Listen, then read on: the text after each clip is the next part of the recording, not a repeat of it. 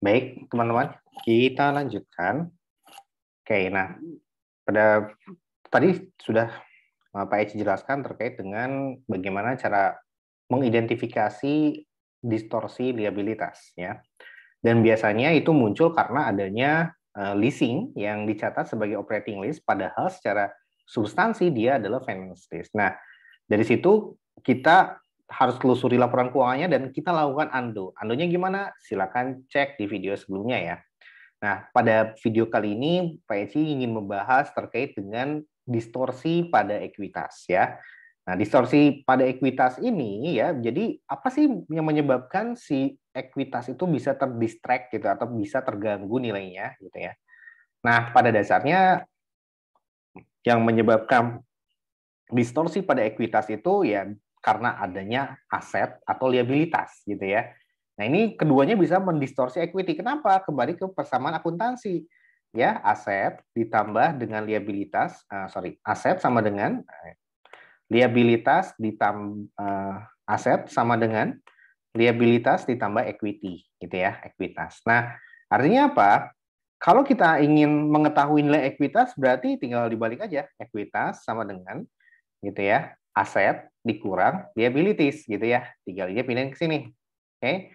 Nah, dengan demikian apa yang bisa mengganggu nilai liabilitas? Ya tentunya ya aset dan dia yang bisa mengganggu nilai ekuitas adalah ya tentunya adalah perubahan terkait aset dan perubahan terkait liability.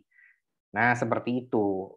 Nah, kemudian salah satunya yang paling sering mengganggu si ekuitas yang menyebabkan si ekuitasnya itu terdistorsi atau dia terjadi misstated gitu ya, salah saji ya, dan juga biasa dimanfaatkan oleh para manajer untuk ya menaik turunkan nilai dari equity gitu ya.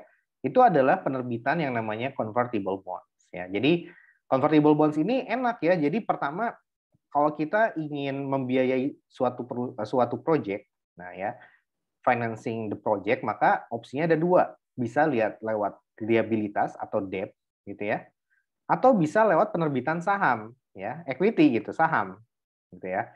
Nah, di sini debt akan menghasilkan COD, cost of debt ya. Penerbitan saham akan menghasilkan cost of equity gitu ya. Nah, kalau convertible bonds satu paket 2-3 pulau terlampaui gitu. Artinya apa? Awalnya dia adalah debt, tapi pada suatu ada masa jatuh temponya kalau debt ya. Obligasi kan masa jatuh temponya 0 misalkan sampai 3 tahun. Nah, di tahun ketiga ini bisa dikonversi ke apa? Ke saham pada saat tanggal jatuh tempo.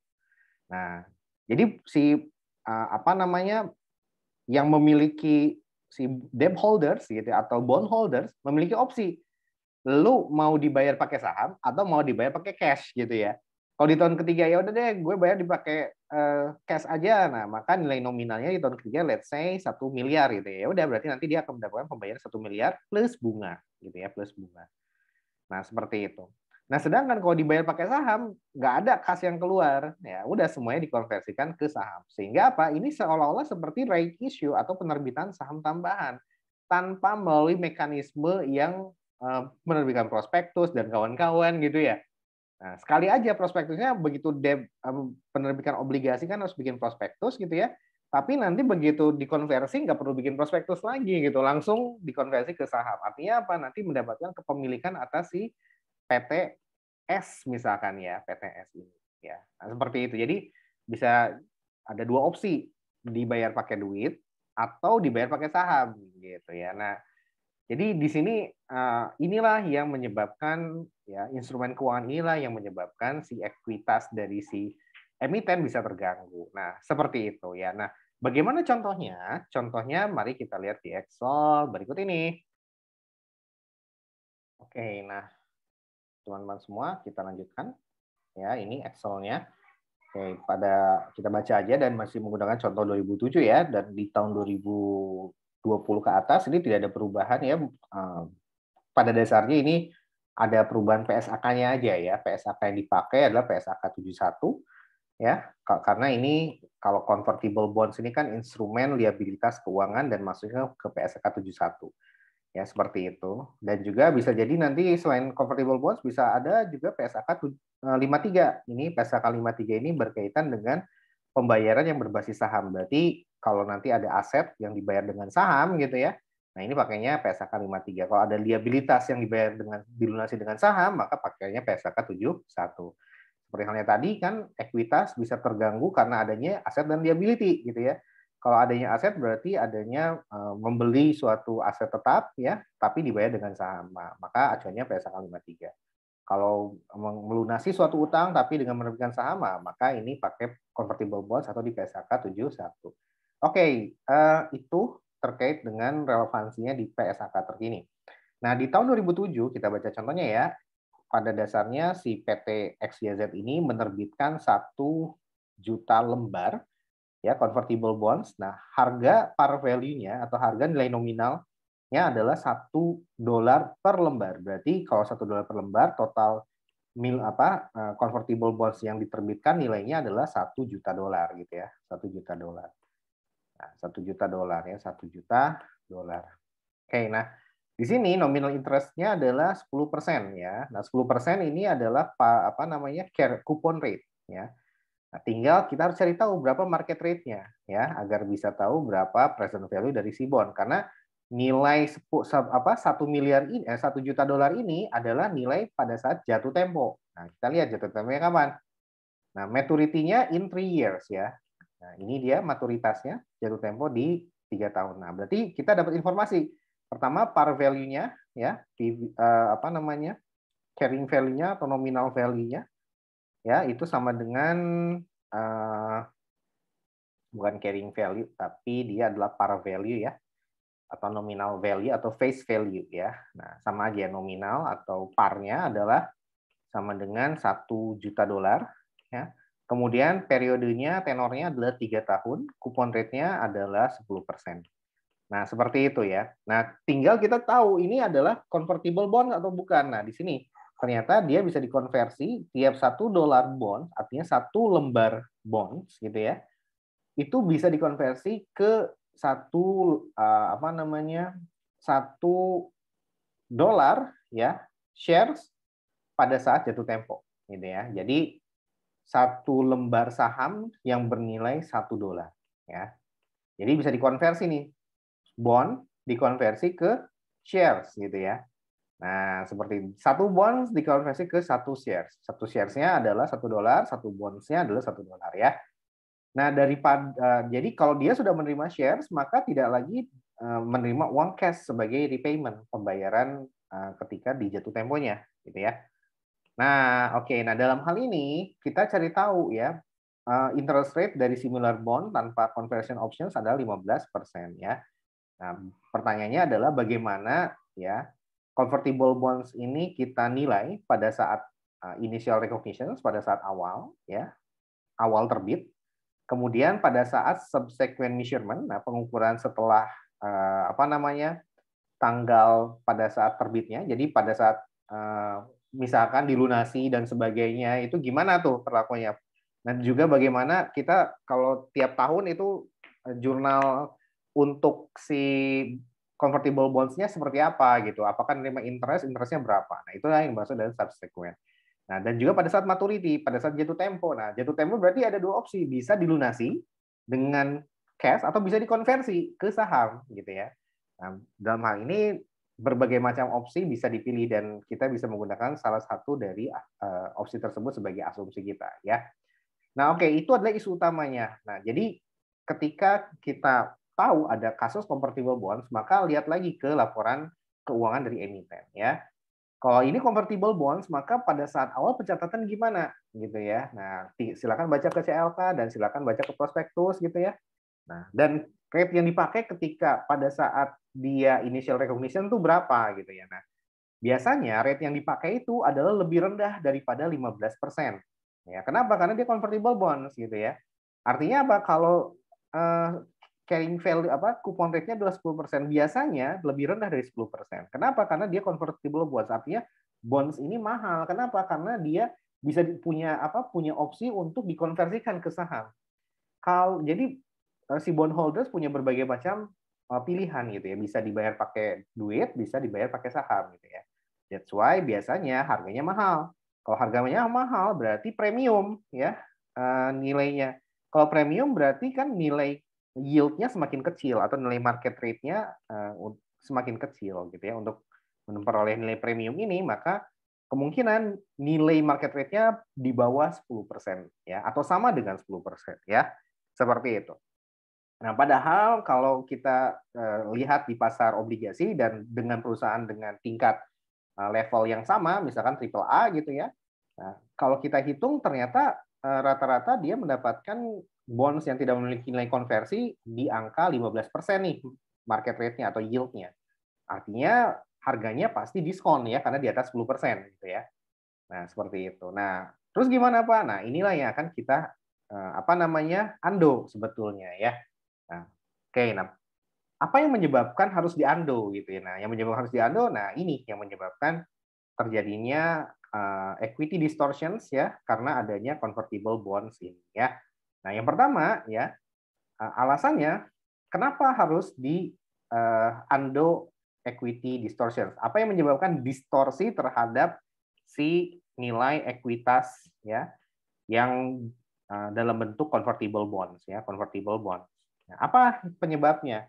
Ya, pertama ya kita kalau kita ingin menganalisis penyebabnya gitu ya, sebetulnya kita harus menganalisis satu ya, pakai 5 tahap. Pertama kebijakannya apa? Accounting policy-nya gimana nih? Accounting policy-nya. Ya, accounting policy-nya menggunakan karena ini instrumen keuangan ya dan di tahun 2007 bahkan menggunakan PSAK 55. Ya, kalau di tahun 2020 ke atas menggunakan PSAK 71. Nah, di PSAK 71 gimana pengaturannya? Ya, macam-macam ya. Terkait dengan instrumen keuangan ini memang sangat ya tidak sederhana lah ya, seperti itu. Nah, terus setelah accounting policy baru kita lihat ya, kita harus baca dulu berarti di PSAK 55 sama 71 pengakuan dari liabilitas keuangan, kan instrumen keuangan ada dua, satu aset keuangan gitu ya, yang satu lagi liabilitas keuangan ya. Nah, convertible bonds maksudnya ke liabilitas keuangan. Nah, ini gimana nih pengakuannya? Nah, itu yang dibaca di PSAK 55 atau 71. 55 sebelum tahun 2020, 71 setelah tahun 2020. Nah, setelah itu, setelah accounting policy dapat, dan kita harus lihat juga ya bagaimana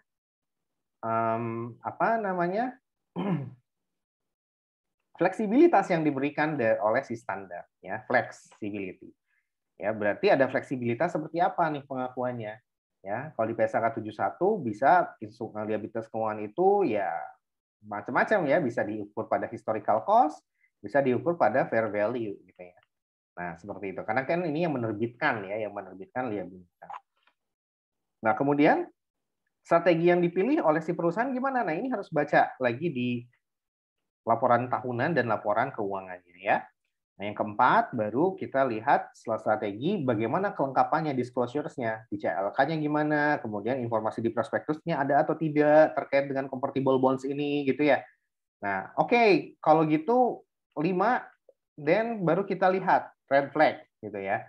Nah, kita lihat red flag. Nah, pada list red flag salah satunya ada nyantol convertible bonds ini sebagai sebagai instrumen yang wajib kita waspadai karena sering terjadi distorsi. Nah, berarti ini udah alert banget gitu ya, udah pertanda banget. Nah, yang keenam, apakah dia distorsi atau tidak? Ya, kalau iya maka harus diundo gitu ya. Nah, seperti itu. Nah, kemudian untuk mendapatkan kesimpulan apakah dia distorsi yang harus diundo, maka kita harus paham dulu apa yang menyebabkan terjadinya distorsi tersebut gitu ya. Nah, yang menyebabkan terjadi distorsi itu adalah si convertible bonds ya, secara nature dia biasanya gitu. Dia memiliki interest rate yang lebih rendah gitu ya. Nah, seperti ini ya, lower interest rate ya. Daripada bonds yang normal yang tidak ada opsi untuk dikonversi ke saham gitu ya. Nah, jadi yang menyebabkan interest rate si convertible bond lebih rendah karena adanya conversion options ini gitu ya, sehingga lebih menarik di mata investor. Berbagai macam fitur itulah yang menyebabkan harga dari bonds tersebut menjadi lebih mahal ya. Kalau harganya mahal berarti yield-nya pasti lebih kecil daripada coupon rate. Sehingga apa? Sehingga ya lower interest rate gitu ya dibandingkan normal bond. Seperti itu. Nah, akibatnya apa? True opportunity cost dari financing debt itu tidak tercapture gitu ya. Artinya apa? Artinya harga bonds si yang tertera di laporan keuangan si emiten ya karena menggunakan yield yang lebih rendah biasanya seperti itu, maka ini menjadi bias. Kenapa bias? Karena true opportunity cost dari financing the debt itu tidak diakui. True opportunity cost-nya berapa? 15% tadi. Kalau normalnya kan 15%. Nah, ini menggunakan rate sama dengan coupon rate-nya, 10%. Gitu ya. Di soal ini kita asumsikan demikian. Nah, maka ini menjadi bias. Sebetulnya seharusnya kalau bonds yang tanpa efek konversi gitu ya, maka ya di angka 15% yield-nya. Nah, ini kan sebetulnya pada dasarnya ketika efek konversi atau tidak gitu kan ya. Nah, pada dasarnya bonds ini sama-sama aja dengan bonds harus dilunasi pada saat jatuh tempo gitu ya. Nah, seperti itu. Nah, maka para analis melakukan reasoning ya seharusnya sama, nggak jauh beda gitu ya. Dan kita menggunakan bonds yang serupa, bonds yang tidak memiliki conversion option sebagai acuan dalam hal ini. Untuk apa? Untuk menghitung ulang berapa nilai dari bonds-nya, dari convertible bonds-nya. Nah, dengan demikian dalam soal ini berarti kita nanti akan menggunakan rate dari 15% untuk menghitung ulang nilai dari bonds yang ada pada tahun 2007 yang nanti kita bandingkan dengan kalau dicatat perusahaan berapa dengan 10%, kalau dicatat dengan 15% itu berapa. Nanti selisihnya itulah yang nanti akan berdampak terhadap laporan keuangan perusahaan dan kita akan menggunakan angka yang 15% ini sebagai dasar untuk melakukan recast dan untuk melakukan undo accounting distortion atau undo equity distortion ya. Oke, itu alasan pertama. Nah, alasan yang kedua adalah bahwa financial position ya laporan neracanya gitu ya tidak mencerminkan fakta ya bahwa sebetulnya dia memiliki share options gitu ya. Itu kalau kita tidak melakukan itulah yang menyebabkan si distorsi dan kalau kita mengabaikan efek distorsi ini ya maka ya berarti kita mengabaikan juga bahwa sebetulnya dalam unsur bonds tersebut terkandung options gitu ya, terkandung share options ya dan itu belum muncul tuh di laporan keuangan perusahaan ya. Nah, seperti itu. Nah, oleh karena itu ini kita asumsikan ini adalah biasanya laporan jurnal yang dibuat oleh perusahaan ketika dia convertible bonds dan dia biasanya di-issued at par ya, 10%, misalkan kupon rate-nya 10%, maka biasanya dia kalau tidak sama dengan par, di bawah parnya. Kalau di bawah parnya berarti premium gitu kan ya. Nah, oke, ini let's say sama dengan par, maka dia akan mencatat seperti ini cash pada bonds payable ya. Nah, dan kita ingin ubah ya. Kita ingin ubah, ya udah kita kan tinggal ubah aja. Kita udah dapat informasinya, nilai nominalnya 1 juta, kemudian kupon rate-nya adalah 10% ya. Kemudian juga yield kalau tanpa konversi ya, bonds tanpa konversi atau bonds yang normal itu 15%, tenornya 3 tahun. Nah, tinggal kita hitung berapa nilainya ya. Ya udah kita masukkan ke rumus present value ini ya. Ya, 1, 2, 3 dan 3 gitu ya. Nah, ini tahun pertama, kedua dan ketiga ya. Tahun pertama ini berarti 10% ini adalah bunga ya, anuitasnya 10% kali dengan 1 juta ya, 10% dikali 1 juta sama dengan 100.000. Nah, sampai tahun ketiga sama. Nah, di tahun ketiga ada pelunasan nilai nominal gitu ya, nilai nominalnya 1 juta. Nah, ini semua kita present value kan ya ke tahun ke-0 ya. Tahun ke-0 ini juga sama dan ini juga sama. Nah, karena nilainya ada bisa kita pilah-pilah gitu ya, bahwa ini anuitas gitu ya, dan ini adalah single sum present value, maka kita bisa menggunakan rumus annuity gitu ya. Kita menggunakan fungsi PV di Excel gitu ya. Nanti hasilnya akan mendapatkan angka 885 ya. Nah, kalau kita menggunakan angka rumus PV ya. Nah, seperti ini ya. PV tinggal masukkan aja gitu ya. Rumus angka-angkanya. Nah, oke. Nah, seperti itu berarti ya. Ini angka yang B sekian, ini kita masukkan ke rumus PV. Nah, hasilnya adalah 885. Nah, artinya ini ada selisih gitu ya.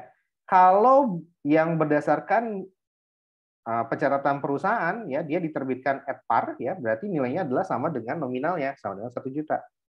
Nah, seperti ini ya. Nah, selisihnya berapa? Selisihnya adalah sekitar 114.000. Nah, 114.000 inilah yang nanti akan kita masukkan sebagai share options gitu ya. Nah, seperti itu. Nah, jadi kan isu utamanya adalah kita konversikan dulu dengan rate 15% seperti halnya bonds biasa tanpa konversi options gitu ya, tanpa opsi untuk konversi ke saham. Nah, hasilnya adalah 885 gitu ya. Nah, kalau kita tidak dikonvers kita menggunakan rate yang lama, ini kan yield-nya sama dengan kupon rate-nya itu 10%, itu adalah 1 juta ya. Berarti selisihnya 114 ya. Artinya dia akan turun nilai liabilitasnya ya dari 1 juta menjadi 885. Ini akan kita lakukan pertama.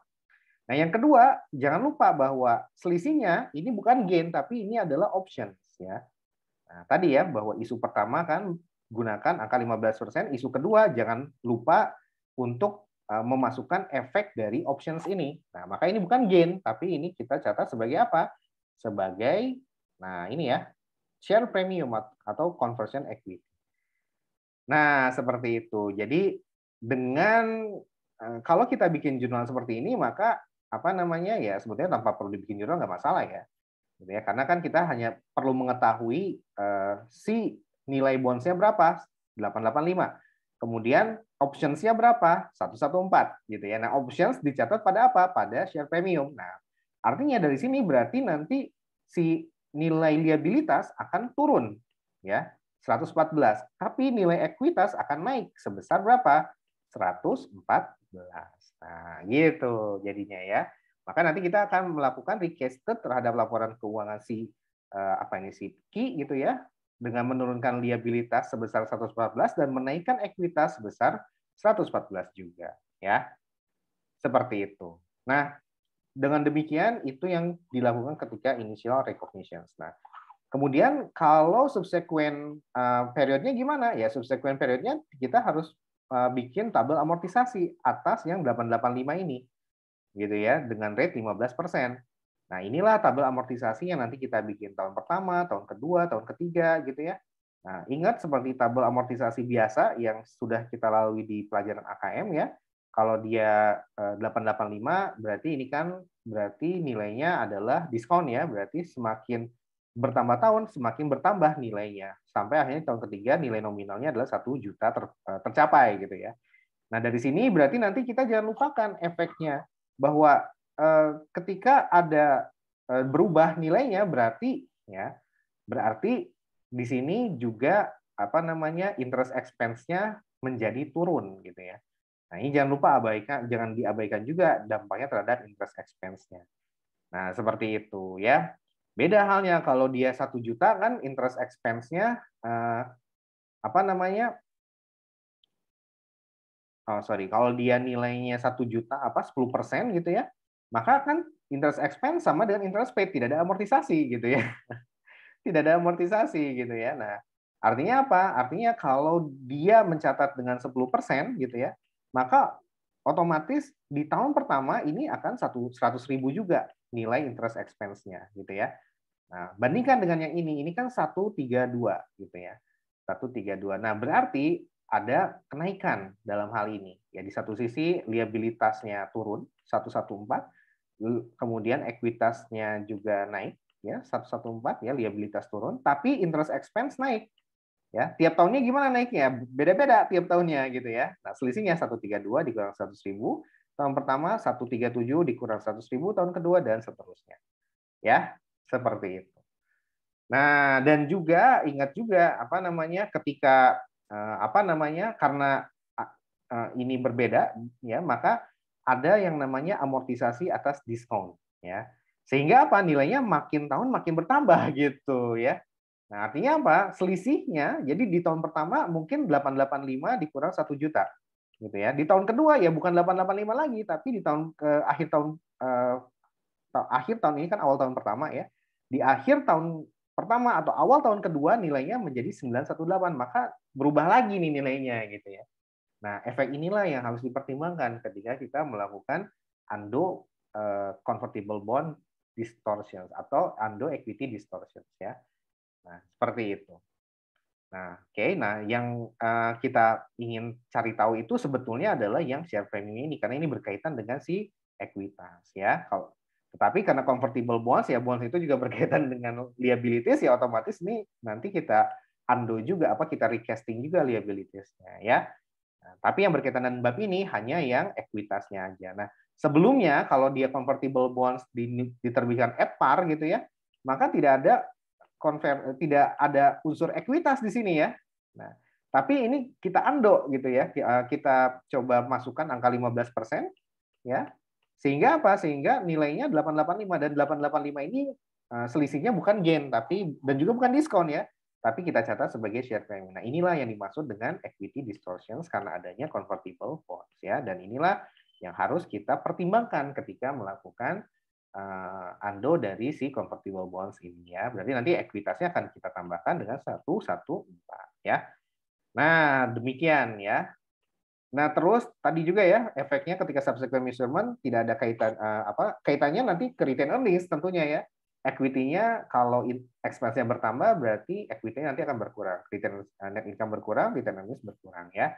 Nah, kemudian ketika terjadi pelunasan di akhir jatuh tempo, nah, tergantung nih diasumsikan gimana ya. Kita lihat lagi posisi ketika sedang menganalisis ini, posisinya apakah di tahun pertama, kedua, atau tahun ketiga ketika dilunasi gitu ya. Kalau posisinya tahun ke-1 maka yang dipertimbangkan yang atas. Kalau posisinya tahun kedua maka ada efek expense yang kita masukkan. Kalau posisinya di tahun ketiga maka jangan lupa pertimbangkan ini gitu ya. Kita lihat di laporan tahunannya apakah dikonversi semuanya atau sebagian gitu ya. Nah, itu yang harus kita pahami.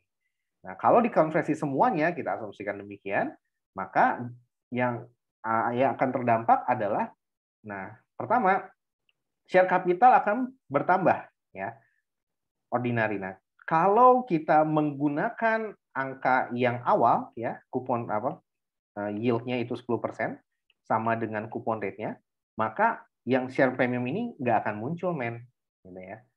Nah, seperti itu ya. Sehingga apa? Sehingga ketika di tahun ketiga dikonversi ya tetap ya equity-nya akan bertambah ya sebesar 114 juga. Nah, seperti itu ya, karena adanya efek reklasifikasi gitu ya. Nah, seperti itu ya. Jadi itulah yang harus diperhatikan. Tergantung posisi kita pada saat menganalisis perusahaan ada di tahun keberapa. Kalau di tahun pertama maka yang dipertimbangkan adalah yang atas. Kalau di tahun kedua jangan lupa ya nilai carrying value bonds-nya sudah bertambah gitu ya. Nah, sehingga selisihnya pasti nanti akan mempengaruhi nilai liabilitas dan juga retain earnings-nya juga akan berpengaruh. Kenapa? Karena expense-nya juga akan berbeda. Nah, expense nanti berpengaruh ke net income ya. Net income masuk ke retain earnings ya, sehingga equity-nya berkurang ya. Berapa berkurangnya? Bukan 114 berkurangnya, tetapi berkurangnya adalah ya selisihnya 132 dikurang dengan 100 ya. Nah, ketika memasuki tahun ketiga misalkan ya, dan dia dikonversi, kita asumsikan dikonversi seluruhnya, maka muncul lagi ekuitasnya bertambah sebesar 114. Nah, seperti itu ya yang perlu kalian pahami. Oke, itu aja terkait dengan equity distortions ya. Berarti kesimpulannya convertible bonds ya, kalau kita tidak cermat gitu ya, maka tentunya tidak akan nampak efek terhadap si ekuitasnya ya. Yang nampak justru hanya liabilitasnya aja ya yang 1 juta ini gitu ya. Nah, dampaknya hanya terhadap liabilitas saja. Tetapi kalau kita melakukan undo maka panjang ceritanya gitu ya. Tidak hanya liabilitas, ternyata ada dampak terhadap ekuitas di tahun pertama ya. Di tahun kedua berarti hanya selisih antara expense dengan interest expense kalau kita menggunakan 10% yield gitu ya. Nah, ini kan 132 ini 15% yield ya. Nah, itu nanti masuk ke retain earnings ya. Dan selisihnya adalah nilai yang akan mengurangi equity di tahun kedua dan ketiga. Nah, dan jangan lupa ketika di tahun terakhir, ketika dikonversi seluruhnya ke saham, maka nilai ekuitasnya akan bertambah sebesar 114 juga ya. Nah, inilah dampak dari convertible bonds yang tentunya akan mengubah nilai dari si ekuitas ya, dan juga berdampak terhadap nilai dari total equity. Demikian, semoga bisa bermanfaat.